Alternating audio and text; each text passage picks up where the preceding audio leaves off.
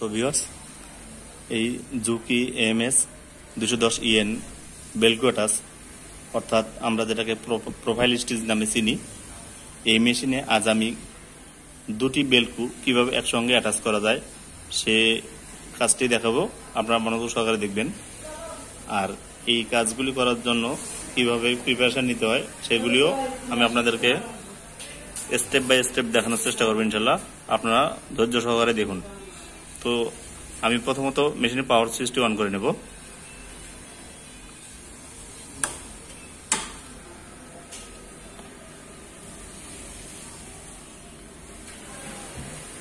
মেশিনের পাওয়ার সুইচটি অন করার পর এরকম একটি ইন্টারফেস চলে আসবে। এই ইন্টারফেস আসার পর আমরা প্রথমত রেডি অন করে নেব।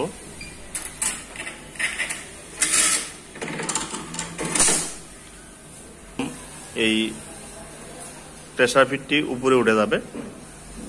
আমরা এই প্রেসার ফিটের নিচে জাস্ট এই যে ডেকোরেশনটি ঢুকিয়ে নেব।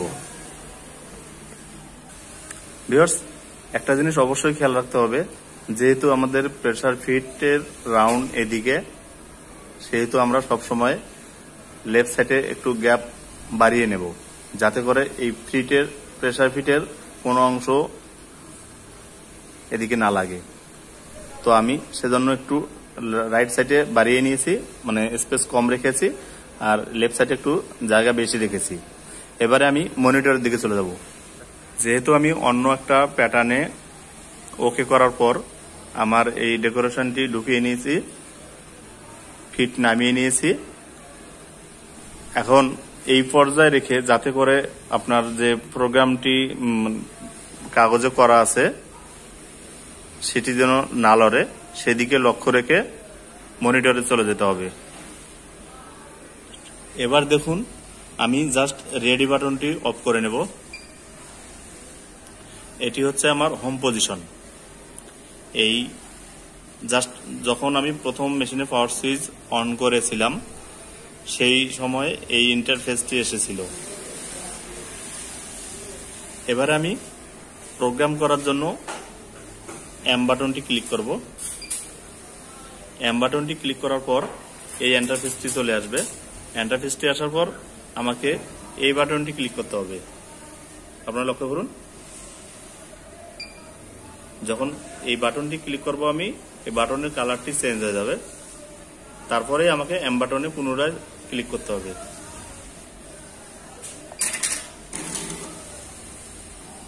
এম বাটনে ক্লিক করলে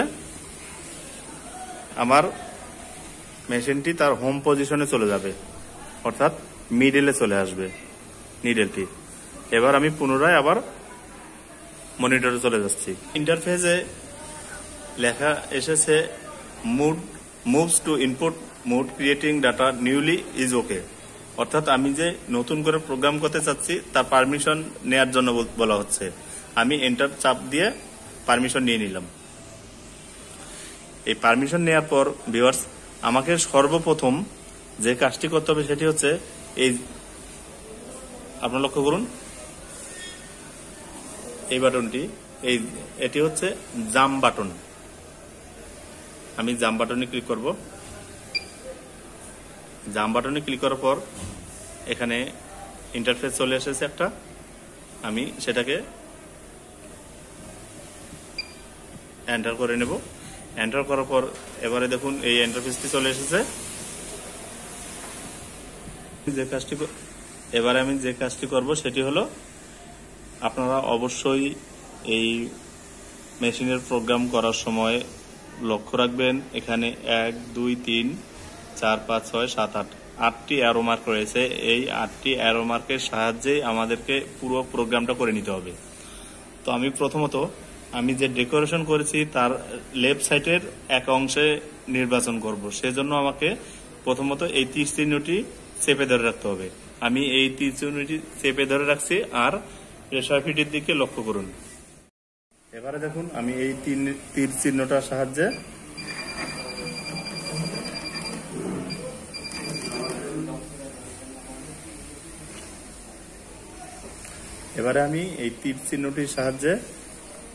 দেখুন, আপনারা নিডেল আর প্রেসার ফিটের দিকে লক্ষ্য করুন।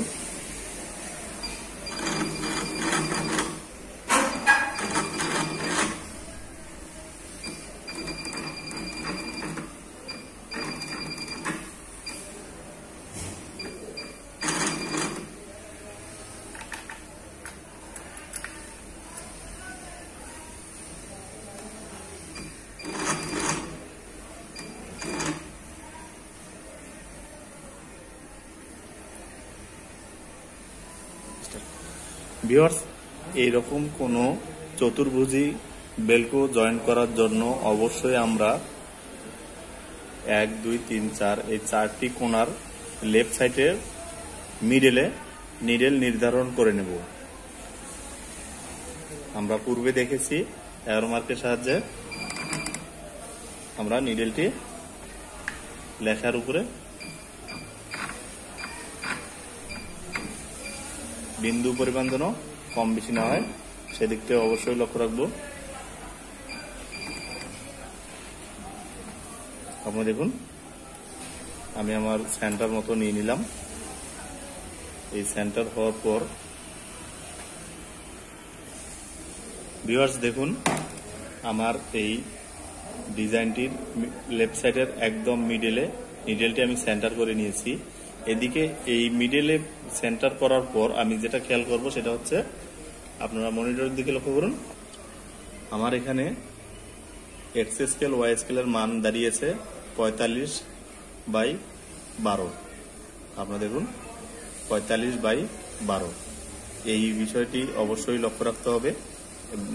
ইভেন অর্থাৎ আমি যেটা বলতে চাচ্ছি সেটা হচ্ছে এই পয়েন্ট দুইটি অবশ্যই আপনাকে মনে রাখতে হবে। এটি আমরা শেষে যখন আমাদের প্রোগ্রাম করা শেষ হবে ঠিক সে সময় এটি মিলিয়ে নিতে পারবো। যদি আমার প্রোগ্রাম একুরেট হয় তাহলে এটা অটোমেটিক মিলে যাবে। তো এবার আমি এটাকে সেভ করে দেবো। এটাকে সেভ করার জন্য আমি এই এন্টার বাটনটি ক্লিক করব। আপনারা দেখুন,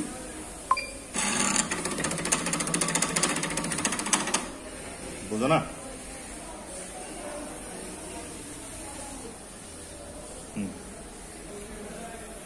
ওকে,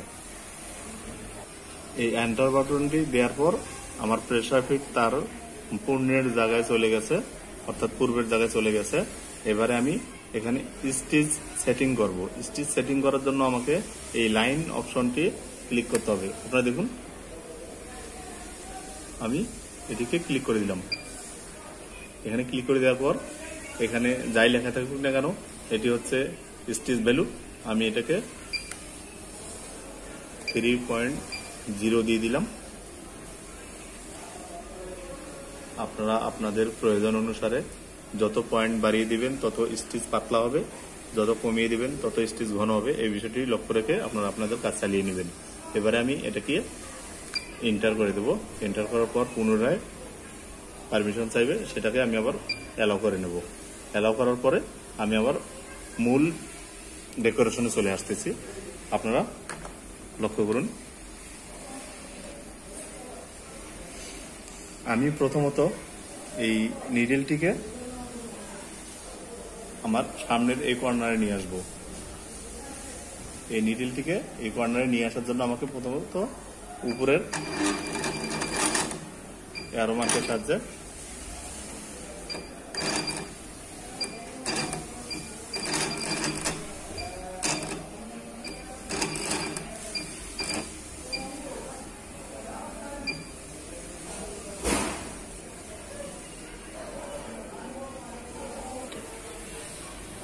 আমি এই অ্যারো মার্কের সাহায্যে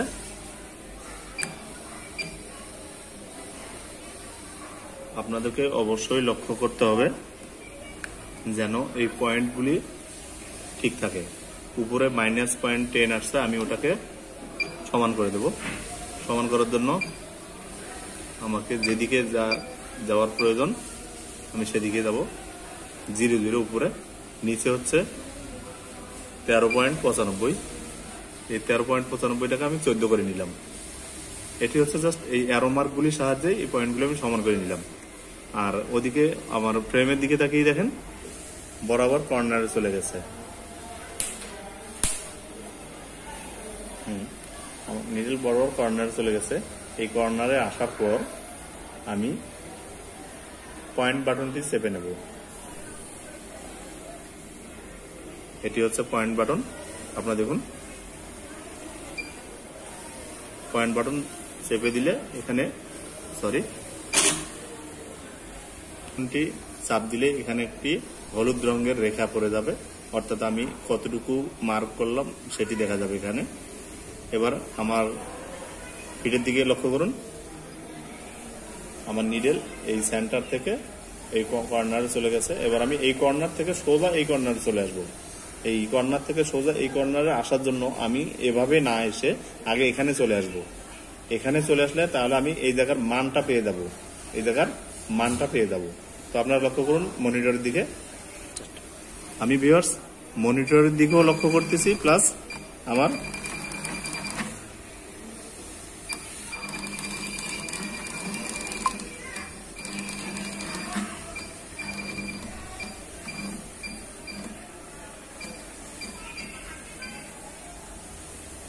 এবারে দেখুন ভিউয়ার্স আমার এখানে ভ্যালু এসেছে। তো ভিউয়ার্স এবারে দেখুন এখানে ভ্যালু এসেছে 32.0, নিচে আগে আমাদের পূর্বে রয়েছে 14.0। তো যখন আমি এই কর্নারে চলে আসলাম তখন আমি পয়েন্ট বাটনটি না চেপে আমি সোজা নিচের কর্নারে চলে আসবো। আপনারা দেখুন এই নিচের কর্নারে চলে আসবো, আপনারা দেখতে থাকুন। আমি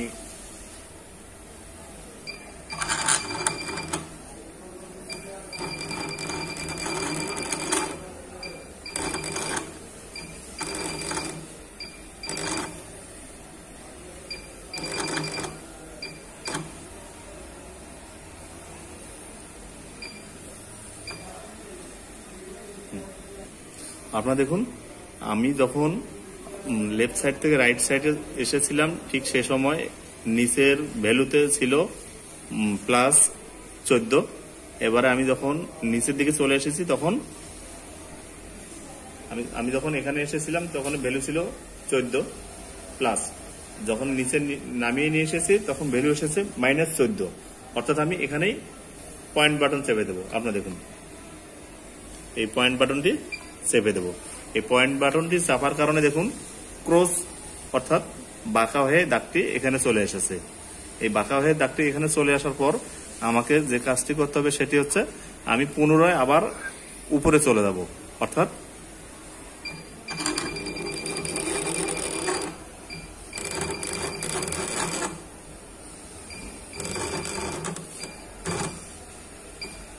এবারে দেখুন এবারে শুধু 14 রয়েছে, কোনো প্লাস মাইনাস চিহ্ন নেই। এবার যখন 14 রয়েছে সেক্ষেত্রে আমি এবার এটিকে পয়েন্ট করে দেব। পয়েন্ট করে দেওয়ার পর একটি জেড আকারের চিহ্ন এসেছে, অর্থাৎ আমার উপরের অংশ আটকানো হয়ে গেছে। এবার আমি যে কাজটি করবো সেটি হচ্ছে আমি এই কোণা থেকে পুনরায় আবার নিচের দিকে চলে আসবো। চলে আসার জন্য আমাকে 32টাকে প্রথমত 0 করে নিতে হবে। উপরের 32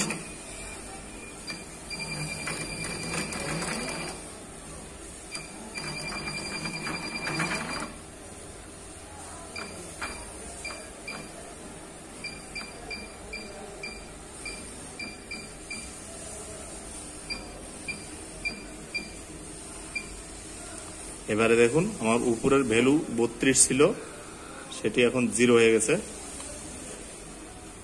0 হওয়ার পর আমি এটাকে পুনরায় নিচে নামাবো, যেহেতু আমি আগে ক্রস করে নেব সেহেতু আমাকে নিচের পয়েন্টটি 14 করতে হবে।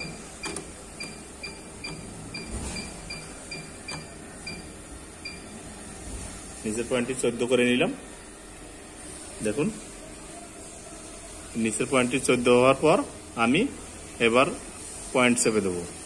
এবারে দেখুন আমার চতুর্কোণা সুইং হয়ে গেছে। এবার আমি যে কাজটি করবো সেটি হচ্ছে খুব সহজ। দেখুন আমি জাস্ট উপরের দিকে উঠে যাব।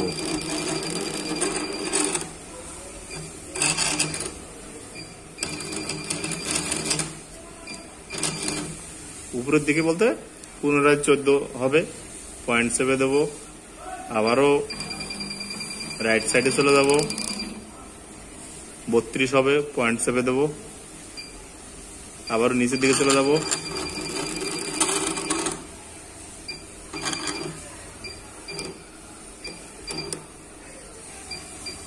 আবার 14 হবে, পয়েন্ট চেপে দেবো, আবারও লেফট সাইডে চলে যাব,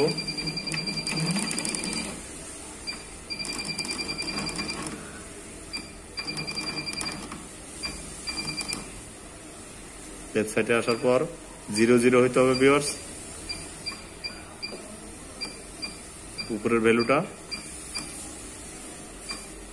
0 0 হওয়ার পর পয়েন্ট চেপে দেওয়ার পর এটিকে পুনরায় আবার যেখান থেকে শুরু করেছিলাম ঠিক সেখানে শেষ করব। পয়েন্ট চেপে দিলাম। এবারে দেখুন আমরা শুরুতে যেখানে শুরু করেছিলাম সেখানেই শেষ করলাম, 45 নিচে 12।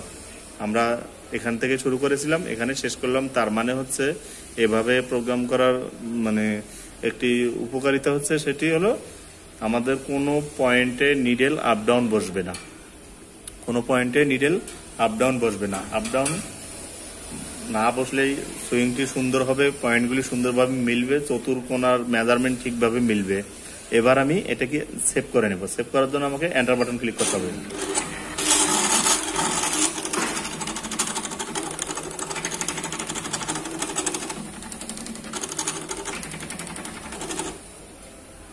এটি যখন সেভ হয়ে যাবে, এটা টেম্পোরারি সেভ।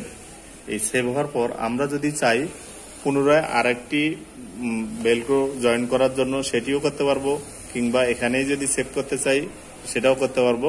এখান থেকে যদি আমরা এখানে মানে লাম্প দিয়ে অথবা জাম্প দিয়ে এখানে আসতে চাই, সেক্ষেত্রে আমাদেরকে এখানে কাজ শেষ করার পর ট্রিমিং দেওয়ার পর এই ট্রিমিং চিহ্নটা ক্লিক করার পরে আবার জাম্প বাটন দিয়ে এখানে এসে কাজটা করতে হবে। জাস্ট আমি এক্সাম্পল উদাহরণস্বরূপ আপনাদেরকে বুঝিয়ে দিলাম। এবারে আমি এটিকে ট্রিম করে দেব। ট্রিম করার পর এই লেখাটি যখন চলে আসবে আমরা এটিকে ওকে করে দেব। ওকে হয়ে যাওয়ার পর আমরা যদি চাই এটিকে টেস্ট মোডে রেখে সুইং করব। টেস্ট মোডে আপনারা দেখুন প্রত্যেকটি কোণায় কোনো রকম আপ ডাউন নেই, আপনারা ভালোভাবে লক্ষ্য করুন। হ্যাঁ, এবারে আমি এটিকে টেস্ট মোডে রেখে একবার চালিয়ে দেখব।